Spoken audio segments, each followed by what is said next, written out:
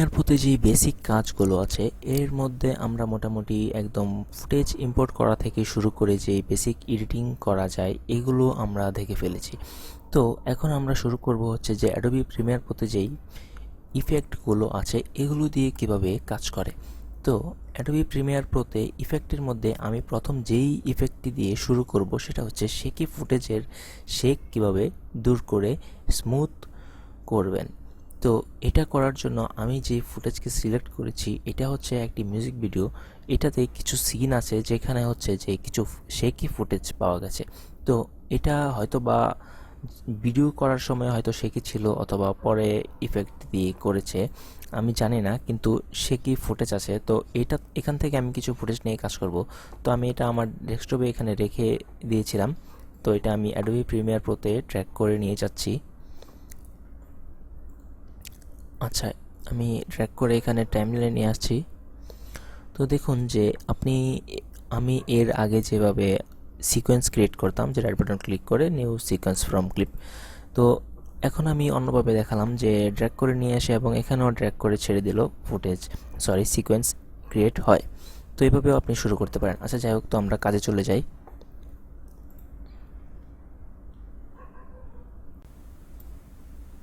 আচ্ছা, আমি ঠিক ওই জায়গাটুকু খুঁজছি যে জায়গাটুকুর মধ্যে একটু শেকি ভাব আছে। হ্যাঁ, এখান থেকে। তো আমি এটাকে এখানে কাটছি।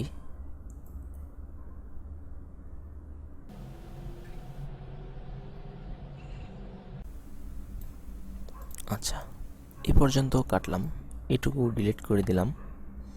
এটাকে রিপল ডিলিট দিয়ে প্রথমে নিয়ে গেলাম। আচ্ছা, এখানে দেখুন যে এই ফুটেজটা আমি প্লে করছি, এটা আপনি একবার দেখুন।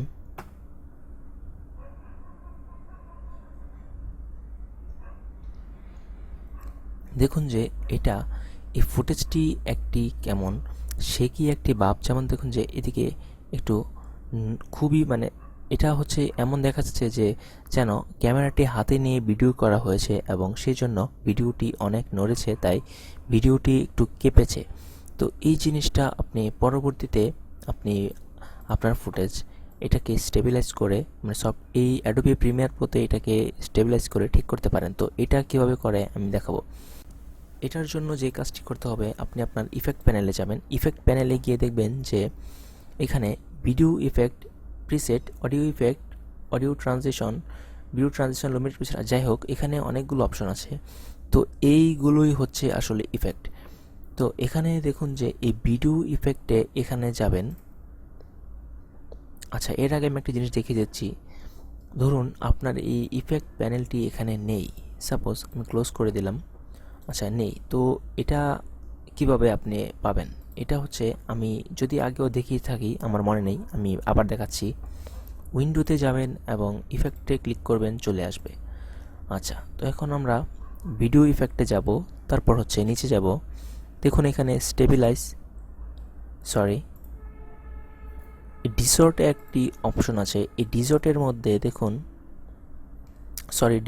ডিস্টোর্টের মধ্যে দেখুন যে ওয়ার্প স্টেবিলাইজার নামে একটি অপশন আছে। এটাকে ধরে আপনি এভাবে আপনার ফুটেজ এনে ছেড়ে দিবেন। দেখুন যে অটোমেটিক্যালি আপনার ফুটেজটি অ্যানালাইজিং হওয়া শুরু করে দিয়েছে।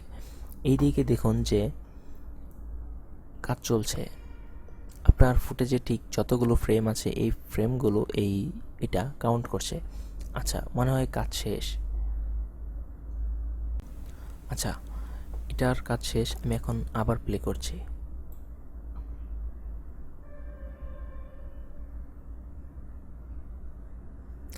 আচ্ছা, দেখুন যে এর আগে যেই ফুটেজটি ছিল, ধরুন আমি এটাকে আবার ডুপ্লিকেট করছি। এই ফুটেজটিকে আমি ডুপ্লিকেট করলাম এবং এটার মধ্যে এই ইফেক্টটি। আচ্ছা, এর আগে আমি বলছি যে এগুলোতে আমরা যখন ইফেক্ট দেই, ধরুন এখানে আমরা এর আগে দেখেছিলাম যে এখানে সোর্স ক্লিপের পাশে ইফেক্ট কন্ট্রোল একটি প্যানেল আছে। এখানে হচ্ছে ধরুন আপনি এটাতে ক্লিক দিলেন, দেখুন যে মোশন অপোসিটি, এখানে অনেকগুলো অপশন আছে। তো এই ওয়ার্প স্টেবিলাইজারটা এটা ছিল না। এর আগেও আমরা এখানে এই যে মোশনে স্কেল, তারপর অপোসিটি, এগুলো নিয়ে কাজ করেছিলাম। তো প্রত্যেকটি ভিডিওতে এখানে একটি ইফেক্ট কন্ট্রোল প্যানেল থাকে। তো আমরা যখন এখান থেকে যে কোনো একটি ইফেক্ট এখানে এই ভিডিওতে দিব, তখন এই ইফেক্টটি রিএডিট করার জন্য এই ইফেক্ট কন্ট্রোল প্যানেলে এই এডিট অপশনটিও চলে আসে। তো দেখুন যে এই দুইটিতেই এই ওয়ার্প স্টেবিলাইজারটি আছে। কেন?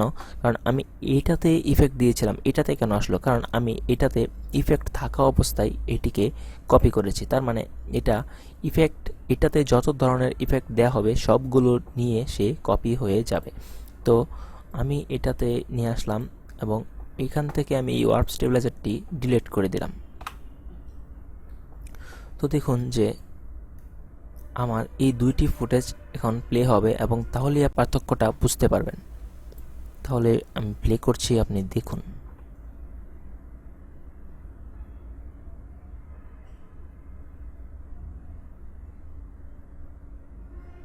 আচ্ছা, এই পর্যন্ত হচ্ছে দেখুন যে একটু স্মুথ, তারপরেরটুকু হচ্ছে একটু বেশি শেক। তো এটা হচ্ছে যে এই যে নড়ছে, এটা হচ্ছে এখানে ওই নড়াটা আছে, কিন্তু এই জিনিসটা হচ্ছে একটু স্মুথলি, কারণ এই সফটওয়্যারটি যেই কাজটি করে সেটা হচ্ছে যে এই ফুটেজটিকে এই শেকটা একদম পুরোপুরি দূর করতে পারে না, কিন্তু মোটামুটি আপনার যদি ফুটেজটা যদি এর চেয়ে আরও ভালো কোয়ালিটির হয় এবং হালকা হালকা শেক থাকে তাহলে একদম স্থির করে ফেলতে পারবে। কিন্তু এটা তো মূলত আসলে অনেক শেক, তো এটাও সে স্থির করতে পারবে, কিন্তু সেই জন্য যেই সমস্যাটি হবে এই ফুটেজটি আরও অনেক বেশি জুম হয়ে যাবে। এখান থেকে দেখুন যে আমি এখানে ক্লিক দেওয়ার পরে এই ওয়ার্প স্টেবিলাইজারটি আমি ওপেন করে এখানে দেখুন যে অনেক ধরনের অপশন আছে।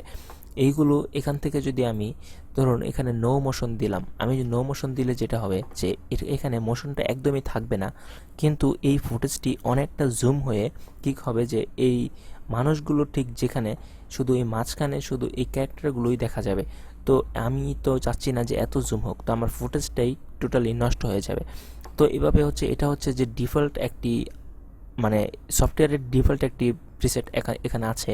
তো এটা আপনি চেঞ্জ করে দেখতে পারেন যে কোনটা কি হয়। তো এভাবেই আপনি আপনার ফুটেজকে কোনো শেকি ফুটেজকে ঠিক করতে পারেন। তো পরবর্তী লেসন দেখতে সঙ্গেই থাকুন। ধন্যবাদ।